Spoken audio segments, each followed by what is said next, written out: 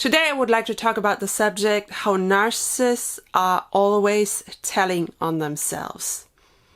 I think there had been a point in our relationships where we literally turned into an investigator.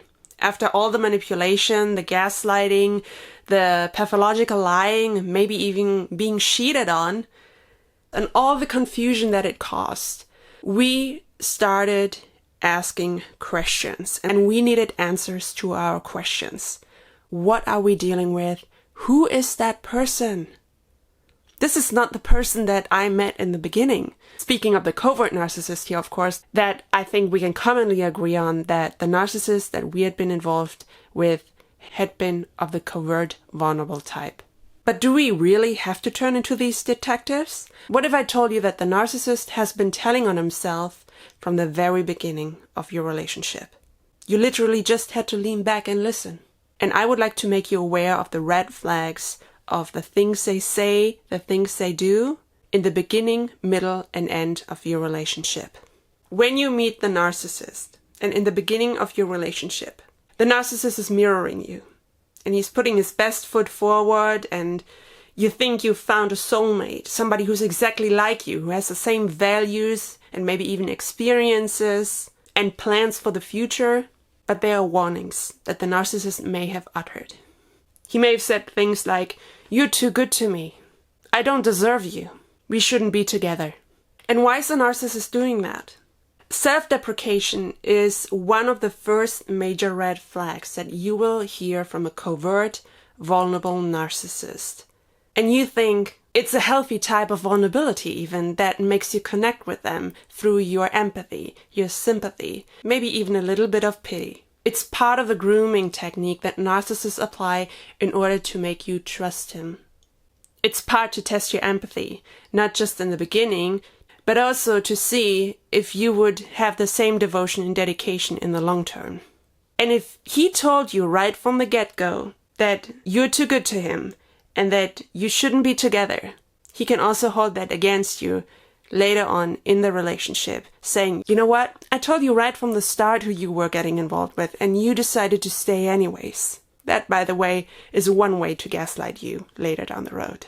One thing you need to remember, especially when you get to know the narcissist, if it feels and sounds too good to be true, it most likely is. There's no way you will find a person who is the exact mirror of you. Yes, every now and then we might find this one individual who seems perfect on the surface. But there are other issues involved. Maybe he's already in a relationship, he's already married. And you know what? If that's a good person, that's most likely the case, because we have reached a certain age. Maybe you're like me, you're in your mid-30s or 40s, 50s. It is rare to find a golden nugget like that. Now, how's the narcissist telling on himself in the course of your relationship? So basically in the middle of your relationship. I will give you a couple of examples that I've observed myself, just like in the beginning when he told me, "You're too good to me," or "We shouldn't be together." In the middle of your relationship, you're not being confronted with this fake image anymore. The mask comes off. You will see the full-fledged version of the narcissist. You will deal with paranoia, pathological lies, secretive behavior, distraction, deflection, dismissiveness, gaslighting, manipulation. And it is exactly this paranoia that makes a narcissist tell on himself, because he's constantly afraid to be found out for what is truly going on behind the scenes of his life. And how does he do that? Quite often by giving you too much information, the typical TMI. To give you an example, my narcissistic ex-partner and I used to work in the film industry. And in the film industry, you have very long work days. It is not untypical to have a minimum workday of 12 hours. I've even been on projects where I worked 14, 16, up to 18 hours a day, which is inhumane, but that used to be the nature of the entertainment industry. I remember one particular night. He was working, I was at home. He came home in the middle of the night. It was maybe 1, 2 a.m. I don't remember exactly the time. And he gave me this whole story of why he was late. Truth be told, if he hadn't given me that story, I would not have become suspicious at all. Because once again, I know our schedules are open-ended. There's no way you can ever tell a person when you come home from work, when you work in the entertainment industry. Because like I said, this can be 12 hours, 14, 16, 18, whatever. So he came home, I was already lying in bed, and he gave me this whole story of, I'm sorry I'm late, there were police controls on the bridge on my way home, and they stopped me, and they were asking if I had drank any alcohol, and there was a huge traffic jam, and blah, blah, blah, blah, blah. And that went on and on and on, until he confirmed that I believed his story.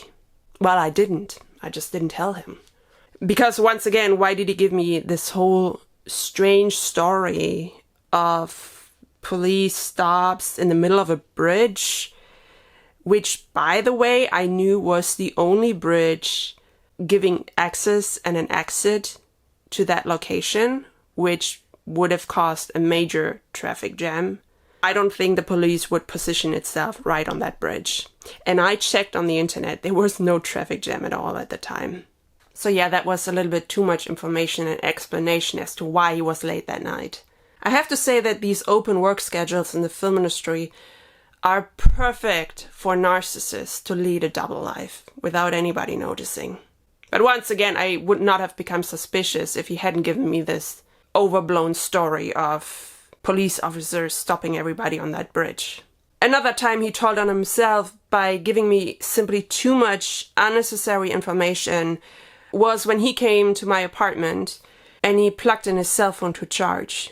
I mean, how often do you plug in your cell phone to charge? It's something we do subconsciously. We don't overthink it. We don't talk about it. We just come home, we plug it in and forget about it. Every time I come home, I plug in my cell phone and I just let it lie. Anyways, he came to my apartment, he plugged in his cell phone, put it on the table, upside down of course, and he told me on top of that, oh, by the way, I put my phone in airplane mode so that it will charge faster. And my immediate reaction was, huh? Why are you telling me this? This is a major red flag that you will notice in yourself. When a narcissist is telling on himself and gives you this absurd or meaningless or confusing information, you have this typical, huh? Kind of reaction. Or, why are you telling me this? You're wondering, like, what is that for? Just like in the beginning when he told you, I don't deserve you, you're too good to me, we shouldn't be together. That instills cognitive dissonance in you, which are two conflicting thoughts. Like you think in the beginning that he's a good person because, once again, he has put his best foot forward, but at the same time he's telling you that he is not. Not too long ago, I had another person in my life I had to go no contact with. He was not a full-blown narcissist, but he for sure had narcissistic tendencies. And he also gave me this pity play at all times, telling me, you're too good to me. At the time he was on the healing journey and in therapy. That's how I concluded he's not a narcissist. And he wasn't, but again, he had a lot of narcissistic tendencies. And he was telling me how his circle of friends was getting smaller and smaller over time. Due to my own experience with healing, I thought, yeah, that's a natural process. Because when you start healing, the wrong people in your life will fall off like wilted leaves. That's what I told him. Sometime later, I found a great video by Mel Robbins, and she was talking about fake people and how your circle of friends is getting smaller and smaller when you are in the healing process. I forwarded the video to him, and his immediate reaction, triggered by his paranoia and fear to be found out who he truly was, made him ask me, do you think I'm fake?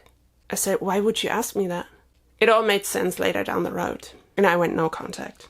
Now, at the end of your relationship, when the narcissist is less inclined to discard you, but he's already stringing somebody new along, he will be pretty blunt about who he truly is. But he wants you to make that decision. A narcissist is very hard to let go of, and they know that. They have manipulated you pretty well to stay. And it's also hard for them to let go of you, quite often. And if he is telling you bluntly who he is and what he thinks of you, and you are dedicated to stay, he knows he's got you under full control. And there's nothing more that the narcissist enjoys more than triangulating you with a new target. However, that game may not play out the way you expected. Because at some point, you will see the narcissist truly for who he is, despite him having told you all along. And you won't play that game no more and leave.